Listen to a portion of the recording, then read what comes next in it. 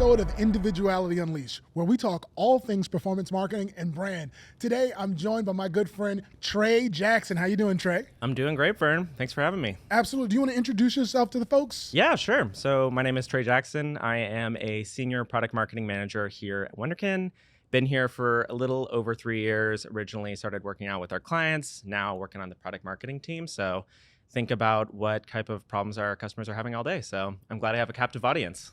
Yes, you do. And the problems that this man solves are just phenomenal. He's adding value to this company day by day. And I'm really excited to bring his expertise and insight to this episode today so you guys can learn just more valuable insights around what you should be doing to drive success for your brand. Trey, today I want to talk about just this interesting topic that I've been doing some research on. I know you certainly have been, but it's what I consider this great migration for D2C brands away from paid channels like Facebook and Google, considering the rise in ad costs and like what that means for the industry today. Do you want to talk a little bit about that? Yeah, of course. Definitely top of mind. I mean, I think anytime any of our customers or people in our industry look online, they're seeing all about the different rising costs that, you're having on Facebook, Meta's platforms like Facebook and Instagram, as well as TikTok, Google CPCs, even Bing. There's just been a real surge in these prices. And I think ultimately, I would actually not really consider it a migration, but really just kind of a chance to reassess spend across these channels. Like I think in the end, Facebook and Instagram and other platforms, like I mentioned, they're all going to be relevant for the future, but there's just kind of a decrease in efficiency. And that's what marketers are trying to figure out. And I think hopefully what we could shed some light on today. That's really interesting. And like we're already in it. I think I want to just continue to plow forward. What's driving those changes? Yeah, I think it kind of is helpful to take a step back and think about all the things that have changed in the last 3 years now. So I think, starting in 2020, we had this pandemic, which, changed the entire world, pushed all these people online, even for those who had never really shopped online. So it really changed consumer behavior in multiple ways, especially buying more things online, but also spending more time on their devices. And so that meant that more marketers wanted to meet them there. Mm-hmm. And so the demand for space on those platforms went up, multiples. I think supply and demand, basic economics. Yep. And as a result, it became a lot more expensive for marketers to be on those channels. Right. And we were actually, passing around a really interesting article from Marketing Brew earlier this week that talked about how the cost on Facebook in the early days of the pandemic, the cost of advertising went up 50%. Wow. And since then, it's really only continued to go up. So it's been a real problem for a lot of our marketers who, had entire brands built on this channel. They're just not seeing the efficiency that they once were. That's really interesting because I imagine that it's just critically important, especially as we are facing what some are considering the retail recession and rising inflation and a downturn in the economy, that they ultimately increase efficiency to drive more and better incremental revenue. Just to harp on that just a little bit longer, what should brands be doing and thinking about right now in order to ensure that they're able to drive that additional revenue? Yeah, I think like I said, I think Facebook and Instagram, those type of platforms are always going to have a place, or at least for the foreseeable future, are going to continue to have a place in acquisition marketing, in performance marketing, because they're still great platforms to reach new customers and acquire them. However, I think what a lot of brands are realizing is the growth that you could have, driven on those platforms in say, 2012 all the way up through 2019, it's just not available at the same price. You would have to spend significantly more to get what you once did. And I think the same article from Marketing Brew talked about how, the cost recently is up on Facebook via the CPMs by around 20 to 30%. And then there's an equivalent decrease in the return on ad spend. So you're paying a lot more for less. So what I think marketers are really doing is just looking kind of across the entire customer journey and looking for more opportunities to invest in performance channels. Mm-hmm. Because if you're, over-indexed on the paid side, especially on the acquisition side, you could be seeing a lot of efficiency problems that are going to make, your bottom line hurt and your CFO not happy of saying, I keep giving you more budget and you're giving me less. Like, Right. let's come up with something that delivers more with the budget that we have.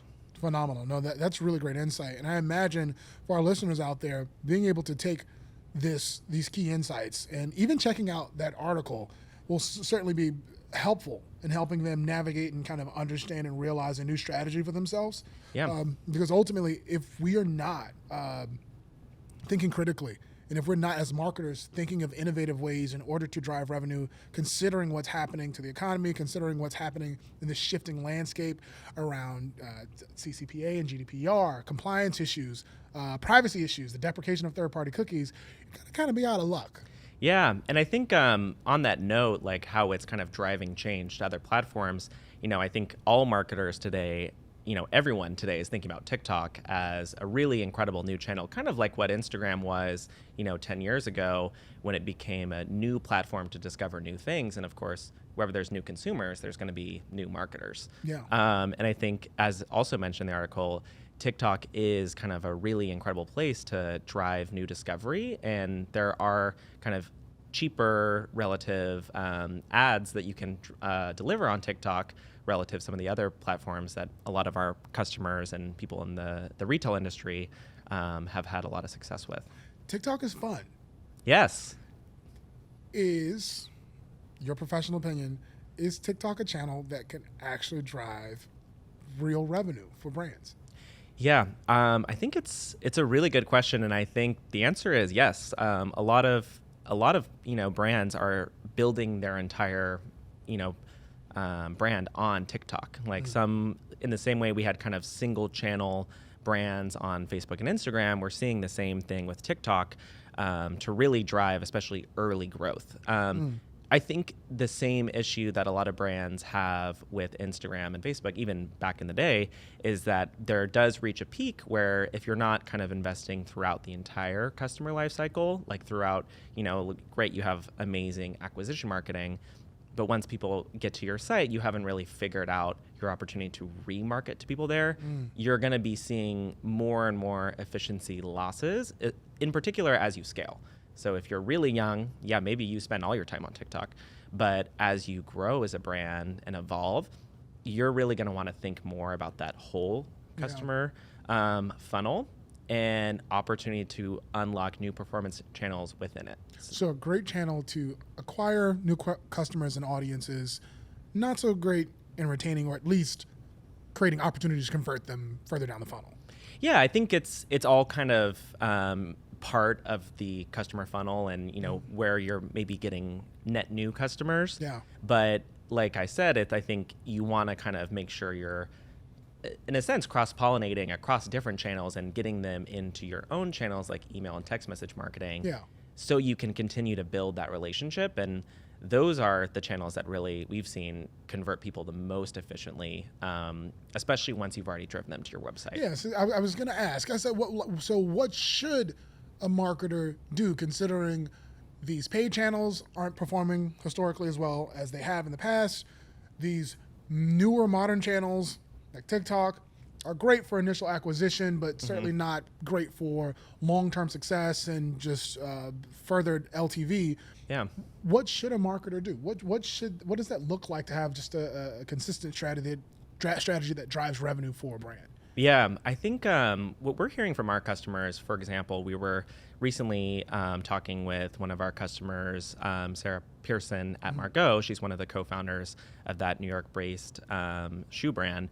And what she was saying, which I think was really insightful, was just reassessing their marketing budget, especially on the pure play acquisition marketing, to see, are there portions of that budget that they can then reinvest further down into that customer funnel like we've been talking about.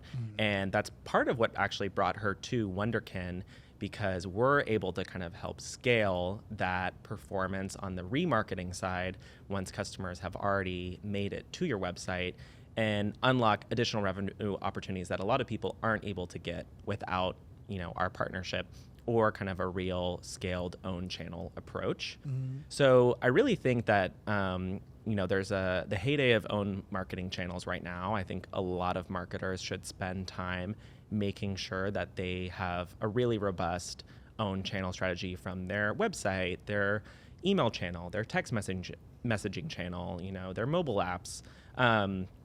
But then I think it's not just making sure they all look great. Like, have you actually figured out opportunities to scale them to get the revenue that you get from Facebook and Instagram? Because that is the kind of inherent challenge of some of these channels. They don't often scale like you would want them to. Right. And so in looking at and considering channel opportunities, where should marketers look now? Like, what's a specific takeaway or a specific call out that marketers should look at now to help them do exactly what you just laid out? Yeah, I think one of the key things that I know is top of mind for a lot of marketers is, we have a lot of changes in the privacy landscape. So we have, the potential ban of cookies. I think it's inevitable from Google. They've, pushed back the goalpost, but mark my words, they will one day ban cookies. And that means that there are a lot of the current retargeting efforts that marketers do are based on those cookies. So I think taking a real hard look at your retargeting efforts, your ability to identify customers on your website, and then message to them based on information will kind of, I think for a lot of our customers, because this is kind of maybe the key thing that we help with, but for a lot of marketers out there, help them realize where they might have future leakages or even current leakages in their conversion funnel. So I think that's kind of, one of the main takeaways. And then also just, Facebook and Google and all those platforms, they're not the only way to unlock performance or really acquire new customers at scale. So I think just taking a holistic look and seeing, what opportunities do we have to engage customers later down and build our own channels is really something all marketers, especially retail marketers, should be doing right now. That's really good. And you may have already hit on this, but those takeaways are really great knowledge, such great understanding. But what words of wisdom would you give to a marketer right now that is looking at the just landscape of all of the opportunities, all of the roads that they could potentially take in order to drive revenue in the bottom line for their business? Like, what's a wise takeaway that folks should take away from our conversation today? Yeah, I mean, I can only consider my own wisdom so wise, but it's wise. It's good. I think it's a really exciting opportunity that we're in. I think it's often daunting to think, like, wow, what used to work doesn't work the same way that it does now as it did 10 years ago. And that is kind of scary for a lot of brands. And, add on top of that, the fact that we're heading into a recession. So I think there's definitely reason to be a little bit, like maybe anxious about what's to come. But I think there's also another way to look at it, which is, we have a new way to grow. Like, we kind of have to throw out the old playbook, and that's exciting. And I think in particular with the growth of owned marketing channels, like this is, I think in particular, maybe it's just because that's what my background is in, but I think it is a better way to build relationships with customers and get to know them and kind of make sure you are continually giving something that they want to receive, whether it's content, new products, innovation, whatever it is that your brand is, the pillar of your brand. But I think ultimately my wisdom is just double down on, getting to know your customers and operating in the channels that they want. And I think from an own channel perspective, the growth is, unlimited from here on out. So I think it's an exciting time. What do you think, Vern? Well, I wasn't expecting you to ask my thoughts, but I'm certainly happy to give them. Yeah. I think that your words of wisdom are phenomenal. And here's why. I actually got goosebumps when he said what he said, because it's often missed. Know your customer. Yeah. It's simple. Communicate to them where they are. Yeah. Like it's not, oh, we have to be on TikTok. Oh, we have to be in the metaverse. Right. Where are your people and what do they want? Yeah. And it's quite simple, but oftentimes as humans, we make things more challenging and more difficult than they should be. Well, I think it's simple, but it's not easy, Yeah, that's good. Which is, I think one of the things about marketing. Marketing is simple in a lot of ways, but it's not easy. But yeah, I think there's incredible potential that will continue to be in those platforms where people will spend their time, like TikTok, Instagram, and Facebook. But we're seeing incredible success with text message marketing, email marketing, even though people are like, oh no, email marketing, it's, you know, but it's relevant. I might check my email 300 times a day probably. So. Right. And it works. Yeah. And it works, and we can prove that it works. And I think one thing that'll be helpful to this to our listeners is to understand how they can get in contact with us, or with you, or with Wunderkind, and what resources we have available for them to learn more about performance marketing and performance marketing as a channel. Yeah, I mean, I think we produce a lot of great content on performance marketing, and I think even to take a step back and say, like, you know, how does Wunderkind actually help with this? Because I think we've been dancing around it a little bit. So we can address it head on. But essentially, what Wunderkind does is we help brands scale their one-to-one messages in the own channels that we've been talking about to unlock a new revenue channel that's on the scale of, you know, Google and Facebook. Exactly. So a lot of our customers actually think of us as a performance marketing channel, as they would in, like, you know, Google and Facebook, because of exactly what I just said, the number of customers we can reach and the revenue we can drive. And I think what's exciting about it is, you know, a lot of our customers that we partner with, they're already, you know, sending the messages that we then take over, whether it's a cart abandonment in email or text messaging. And that usually makes up around, you know, 1 to 2% of their revenue. Once they come over to us, we can scale that up to, you know, 10 to 15% in one channel, or even up to 25 across multiple channels. So in the end of the day, it's just, you know, like we've been talking about, doubling down on your own channels and then making sure that you have really kind of leveraged them as much as you can to get new scale, especially when you might be missing that in your other channels like Google and Facebook. So, Trey, we've been talking about some of the macroeconomic elements that have been affecting cost of ad spends on some of these platforms. I'd love for you to discuss some of the privacy elements that are also contributing and affecting this as well. Yeah, privacy is super top of mind here at Wunderkind. I think it's kind of one of those words that I think a lot of marketers hear and they're like, I don't want to, like, they know it's important and they're definitely prioritizing it, but like, does it get people excited? I don't know. But I think in the end, there's kind of like the main takeaway for when it comes to like advertising efficiency. And that's just how much Apple has really thrown a wrench in Facebook. Yeah. And for those of you, I'm sure most of you are familiar, but Apple introduced in 2021 app tracking transparency, or AT&T, which gave customers the ability, or iPhone users the ability to opt out of tracking. Right. So why does that matter? Well, Facebook and Instagram have become so efficient at driving ad revenue because of their ability to track people across their phones after seeing or interacting with an ad. So when you take that out, it severely limits marketers' ability to measure performance of their ads and Facebook's ability to do so efficiently. So that's been really, you know, a key driver in some of the efficiency losses we've seen on Facebook. But another part of piece of the puzzle is cookies. And that's another thing that I think marketers are sick of hearing about. Yeah. And I think part of the reason is because most people don't really, like, do you really know how cookies affect your marketing strategy? Like, a lot of people, for good reason, are probably like, I hear about it, but I don't actually know what it means.